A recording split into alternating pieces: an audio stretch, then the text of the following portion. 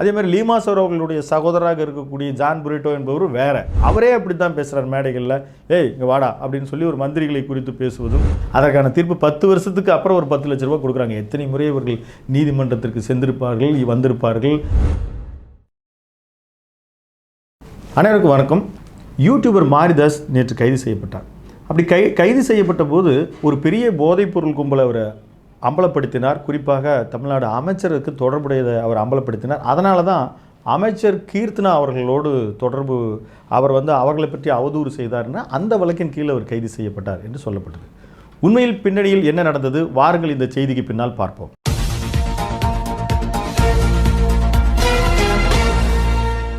மே 26ஆம் தேதி ஒரு 4 பேர் கைது செய்யப்பட்டார்கள். பிரதாப், ஜாசன், ராஹிம், ரமிஸ்டன், அப்புறம் ஜான் பிரிட்டோ. இந்த ஜான் பிரிட்டோன்றவர் ஒரு பெரிய கடத்தல் மன்னன் அப்படின்னு சொல்லி, அவருக்கும் அதிமுகவில் தற்போது எம்எல்ஏவாக இருக்கக்கூடிய லீமா ரோஸ் அவர்களுடைய சகோதரர் தான் அவர் அப்படின்னு சொல்லப்பட்டது. அதே நேரத்தில் லீமா ரோஸ் அவர்களுடைய மருமகன் தான் அமைச்சர் திரு ஆதவர்ஜனா. அப்போ அந்த வகையில் இந்த நெட்வொர்க்கு அவர் துறைமுகங்களை எல்லாம் அவர் வச்சுருக்கிறாரு. சிறு குறு துறைமுகங்கள் அவர் வச்சுருக்காரு. ஒரு 25 துறைமுகங்கள் வச்சுருக்கு. இந்த நெட்வொர்க்கை அவர் உதவி செய்கிறார்ன்ற ஒரு பகீர் குற்றச்சாட்டை அவர் சொன்னார். இதை திமுக ஐடி விங்கும் எடுத்து இதை அதிகமாக அதில் இட்டாங்க. அப்படி படும்போது இப்போ திடீர்னு, அதாவது இன்றைக்கு மாலையில், இன்றைக்கு ப்ரெஸ் மீட்டில் ஜான் பிரிட்டோ, யார் லீமா ரோஸ் அவர்கள் சகோதரன் சொல்லப்பட்டாரோ, அவர் சொன்னார், நான் அவன் இல்லை என்பது தான் அவருடைய கருத்து. இந்த சன் டிவி மாதிரியான டீமுக்கெல்லாம் நானே நிறைய விளம்பரங்கள் எல்லாம் கொடுத்துருக்குறேன். ஆனால் பாருங்கள், நீங்கள் என்ன இந்த மாதிரி பெயர் போட்டிருக்காங்க, என்கிட்ட கூப்பிட்டு கேட்டிருக்கலாம் அப்படின்னு சொல்லி ஒரு ப்ரெஸ் மீட்டு கொடுத்துருக்குறேன். அதனுடைய கிளிப்பிங்ஸை நீங்கள் பார்க்கலாம். என்னுடைய பெயர் ஜான் பிரிட்டோ. நான் கோயம்புத்தூரில் பிளாஸ்டிக் இண்டஸ்ட்ரீஸ் வச்சு ரீசைக்கிளிங் பண்ணிக்கிட்டு இருக்கேன். என்னுடைய தங்கச்சி லால்குடி, திருச்சி லால்குடி தொகுதி சட்டமன்ற உறுப்பினர். அவரை பற்றியும் என்னையை பற்றியும் மற்றும் என்னுடைய மைத்துனரை பற்றியும் தப்பாக செய்தி வெளியிடுறாங்க. அது யூடியூப்பு, இன்ஸ்டாகிராம், ஸ்ரீ ஐயர்னு சொல்லிவிட்டு அவரும் அந்த மாதிரி பண்ணுறாங்க. அவர் சொல்கிற ஜான் பிரிட்டோ வேறு, நான் வேறு. இவங்க சொல்கிற போதைப் பொருள் கடத்தலாம் நான் சம்மந்தமே படலை. எனக்கு அதுக்கு எந்த வித சம்மந்தமும் இல்லை. பேர் மட்டும் ஒரே இருக்கா, இதை சொல்லிகிட்டே இருக்காங்க. அதுக்கு எனக்கு சம்மந்தம் இல்லை. மாரிதாஸுங்கிறவர் என்னை பற்றி அவதூறாக செய்தி பரப்பிக்கிட்டே இருக்கார். அவர் சொல்கிற ஜான் பிரிட்டோ வேறு, நான் ஜான் பிரிட்டோ வேறு.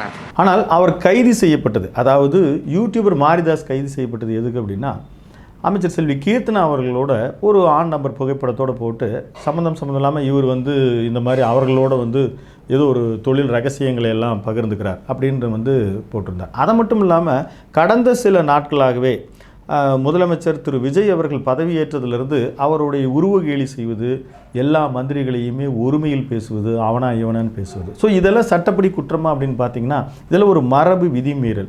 இந்த மாதிரி விஷயங்கள் அவைக்குள்ளே பேசும்போது சபாநாயகர் என்பவர் நீதிபதிக்கு ஒப்பானவர். அவர் ஏற்கனவே நம்ம விகடன் மாதிரியான குரூப்ல எல்லாம் PH பாண்டியன் ஒரு கார்ட்டூன் போட்டதுக்கு வர வச்சு ஜெயில் தண்டனை கொடுத்ததெல்லாம் நமக்கு தெரியும். அப்போ அப்படி இருக்கும் பொழுது இது ஒரு பெரிய குற்றமா அப்படின்னு நீங்கள் கேட்டால் அது குற்றமாகாது. ஆனால் மரபு மீறல். ஆனால் அதுக்கு ஒரு அரெஸ்ட் வரைக்கும் போக முடியாது. எந்த ஒரு பெண்மணியும் அவர்களை தவறாக சித்தரிப்பது, ஏஐ உருவாக்கி ஒரு புகைப்படத்தை மார்பிங், இதெல்லாம் ஏற்கனவே சைபர் கிரைமில் குற்றமாக கருதப்படுகிறது. அப்படி இருக்கிற பொழுது அமைச்சர் செல்வி கீர்த்தனா அவர்களின் மீது அவர் அவருடைய களங்கம் கற்பிக்கும் விதத்தில் அவர் இட்டிருந்தார். அதேமாதிரி தாவேக அரசு என்பது பதவியேற்று ஒரு மாதம் கூட ஆகவில்லை. அதுக்குள்ளேயே தூத்துக்குடியிலிருந்து ஒரு தென்கொரியா நிறுவனத்திற்கு 1720 கோடியில் அது ஆந்திராவுக்கு போயிடுச்சு. ராயல் என்ஃபீல்டு ஆந்திராவுக்கு போயிடுச்சு. அதே மாதிரி 586 கோடியில் பிர்லா குரூப்பு எக்ஸ்ட்ரூமன் தொழிற்சாலை குப்பத்துக்கு போயிடுச்சு. இப்படி ஒரு அது மட்டும் இல்லை, பிவி செல் திட்டம் நாயுடுபேட்டாவுக்கு போயிடுச்சு. மக்சன்டாக்ஸ் ஷிப் பில்டர்ஸினுடைய 30,000 கோடியிலான ஒரு கப்பல் கட்டும் கடல்சார் தொழில் ஆந்திராவுக்கு போயிடுச்சு. என்னென்னா, அமைச்சர் செல்வி கீர்த்தனா அவர்கள் நான் ஒரு தெலுங்கு பின்னணியிலேருந்து வரேன், அவருக்கு ஆதரவு இருக்கிறதாக ஒரு லாபி அவர் சொல்லப்பட்டதாக அவர் சொல்கிறாரா இல்லையோ, அப்படி ஒரு செய்தி வந்துச்சு. அது சாட்டை துர்முருகன் ஆகட்டும், அவர் யூடியூபர் மாரிதாஸ், இவங்கெல்லாம் அது வரிசையாக சொன்னாங்க. அப்போ அவர் குறுகிய காலத்தில் ஒரு ரீல்ஸ் போட்டார் அப்படின்றதையும் அவங்க கடுமையாக, மிக கடுமையாக, எதுனா இத்தனை கட்டு வாங்கிட்டு இதுதான் உங்கள் வேலையா அப்படின்னு கடுமையாக விமர்சிக்கப்பட்டது. அப்புறம் அவர் ஒரு நடனம் ஆடினார். அங்கே இருக்கிற ஒரு பெரிய, என்னதான் இருந்தாலும் ஒரு ஒரு இளம் வயதில் இருக்கிற ஒரு அமைச்சர் அவர்கள். இதெல்லாம் இதற்கு முன்னால் யாரும் செய்யாதெல்லாம் ஒன்றும் கிடையாது. செல்வி ஜெயலலிதா அவர்கள் வந்து படுகாயனத்தோடு வந்து போயிருந்த பொழுதும், முதலமைச்சராக இருந்த பொழுதும் அவர்களோடு சேர்ந்து ஒரு நடனத்தை எல்லாம் செய்திருக்கிறார். ஆனால் இதற்கு முன்னால் இல்லாத ஒரு கடும் விமர்சனத்தை 30 நாட்களுக்குள் ஒரு பெரிய தொழில் இதையே ஒரு வாரி ஆந்திராவுக்கு கொடுத்துட்டார்.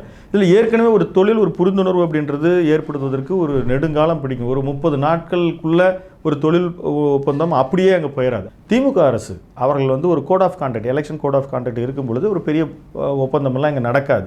அதே மாதிரி ஆட்சி அவர்கள் விஜய் அவர்களுடைய பதவியேற்பு அப்படின்றது மே 10 நடைபெற்றது. அதற்கு பிறகு மே 20 தான் ஓரளவுக்கு ஒரு முழுமை அடைந்தது. அதற்கு பிறகு இப்போ எத்தனை நாட்கள் ஆகிட்டு நாம் இன்றைக்கி பேசிகிட்டு இருக்கோம், ஜூன் 9 பேசிகிட்டு இருக்கோம். ஸோ ஒரு 20 நாட்கள் அவங்க ஆக்டிவ் பீரியடில் இத்தனாயிரம் கோடிகள் இங்கேருந்து அவருக்கு போயிருக்கு, இவங்களுக்கெல்லாம் ஆழ தெரியல, நிர்வாகம் சரியில்லை அப்படின்னு ஒரு மிகப்பெரிய செட்டப் வந்து நடைபெறுது. இப்போது அந்த நடைபெறுவது வந்து திமுக தங்களுடைய அங்கலாய்ப்பில் சொல்கிறாங்க, ஒரு வருத்தத்தில் சொல்கிறாங்க அப்படின்னு சொன்னால் கூட பரவாயில்ல.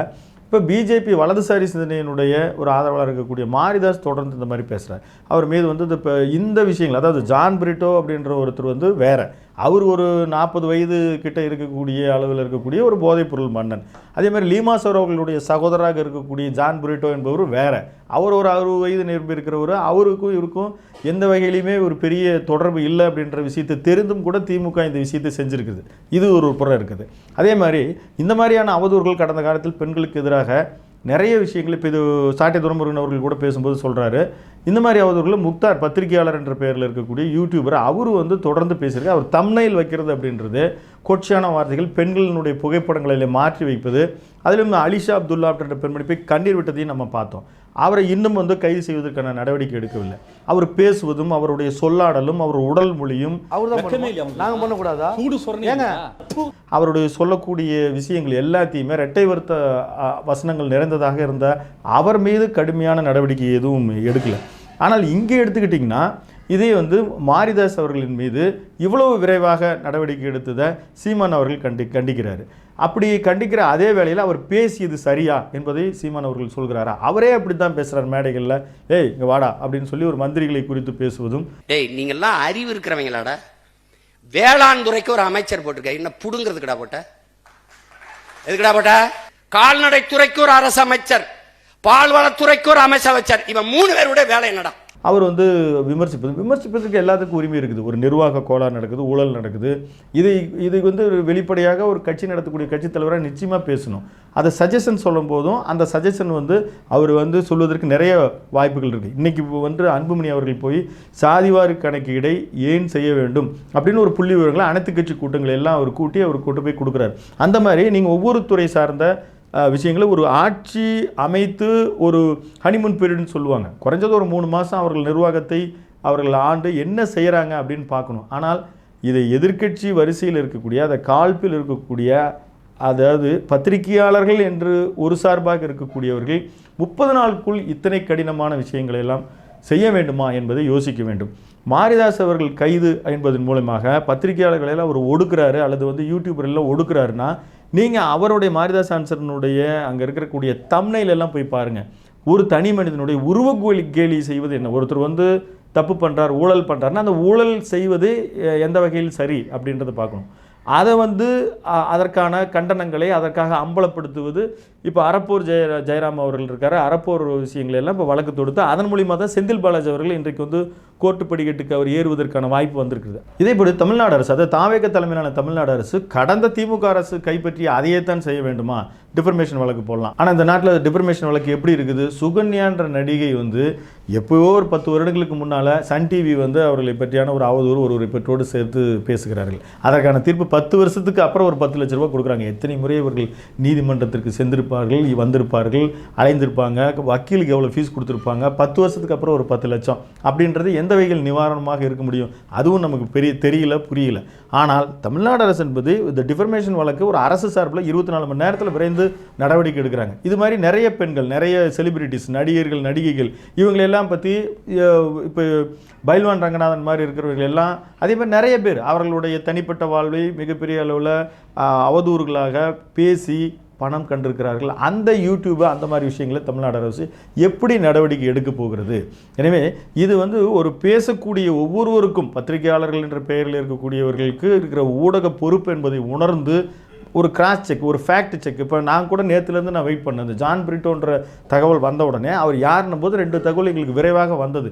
அப்படி நம்ம வந்த உடனே கொஞ்சம் வெயிட் பண்ணி அது உண்மையிலே யார் தானா, அப்படி ஒருத்தர் இருக்கிறாரா, அவருடைய பின்னணி என்ன என்பதை பார்த்து தான் செய்ய வேண்டும். இந்த செய்திக்கு பின்னாளில் இந்த ஜான் பிரிட்டோ அப்படின்றவர் நிச்சயமாக அவர் வேற, இந்த போதல் கடத்தல் அப்படின்றவர் வேற, லீமா ரோஸ் அவர்களுடைய சகோதரர்கள் என்பது வேற.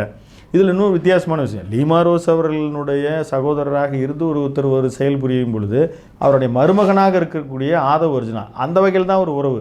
அவரை உறவினர் ஏதோ ஒரு வகையில் சுற்றி வகையில் வந்து உறவினர். ஒரு படத்தில் வந்து கவுண்டமணி செந்தில்கிட்ட கேட்பாங்க, நீ இந்த கல்யாணத்துக்கு வந்திருக்கீ யாரா நீன்னு கேட்பார். அவர் ஒன்று விட்ட சித்தப்பனோட தம்பி மகனோட அண்ணன் பொண்ணோட இப்படின்னு சொல்லிட்டு போவார், நீ இதுக்கு நீ அனாதைனே சொல்லியிருக்கலாமே அப்படின்ற மாதிரி. அந்த அளவுக்கு அவர் உறவுகள் வந்து இப்படி இட்டு கட்டி இந்த ஆதவர்ஜன உடனே அவர் வந்து அமைச்சர் பதவியிலிருந்து விலகணும் அப்படின்னு திமுக அவனுடைய ஈகோ சிஸ்டம் இதை செய்கிறது. அதுக்கான வந்து ஒரு தலைமை அனுமதிப்பதையும் நிச்சயமாக அவதூறுகளை கட்டுப்படுத்த வேண்டும் என்கின்ற ஒரு விஷயந்தான் இந்த செய்திக்கு பின்னால் நோக்கம். மீண்டும் ஒரு செய்திக்கு பின்னாளில் சந்திப்போம். நன்றி, வணக்கம்.